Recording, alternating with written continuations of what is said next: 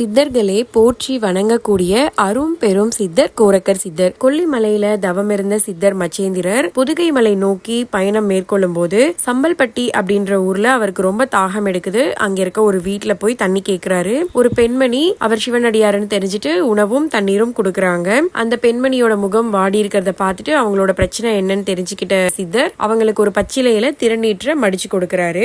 அம்மையே கணவனுடன் நீராடி சிவத்தியானம் செய்து இந்த கவச திருநீற்றை இருவரும் அணிந்து தூய நீரில் இட்டு பருகுங்கள். ஒரு பரம ஞானி உங்களுக்கு மகனாக பிறப்பார் அப்படின்னு ஆசீர்வாதம் பண்றாரு. பெண்மணி அந்த திருநீற்ற எரியிற அடுப்புல தூக்கி வீசிடுறாங்க.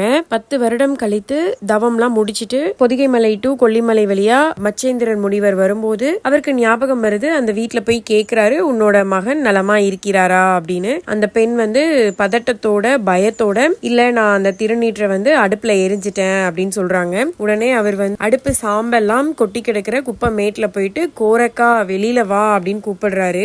உடம்பெல்லாம் சாம்பல் பூசி 10 வயது சிறுவனா வெளியில வராருங்க. அவர் தான் நம்ம கோரக்கர் சித்தர். இவர் மச்சேந்திர முனிவர்கிட்ட இருந்து கத்துக்கிட்ட நிறைய விஷயங்களை இந்த உலகிற்கும் மக்களுக்கும் சொல்லிட்டு போயிருக்காருங்க.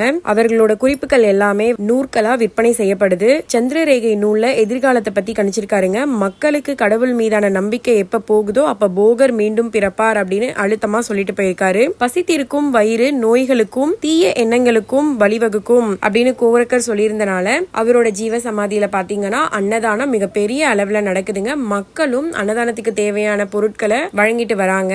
நாகப்பட்டினம் டு வேளாங்கண்ணி போற வழியில வடக்கு பொய்கை நல்லூர் அப்படின்ற ஊர்ல கோரக்கர் சித்தரோட ஜீவ சமாதி இருக்குங்க. இவரோட சமாதிக்கு முன்னாடி சிவன் பார்வதி அவங்களோட பாத கமழங்கள் பதிச்சிருக்காங்க.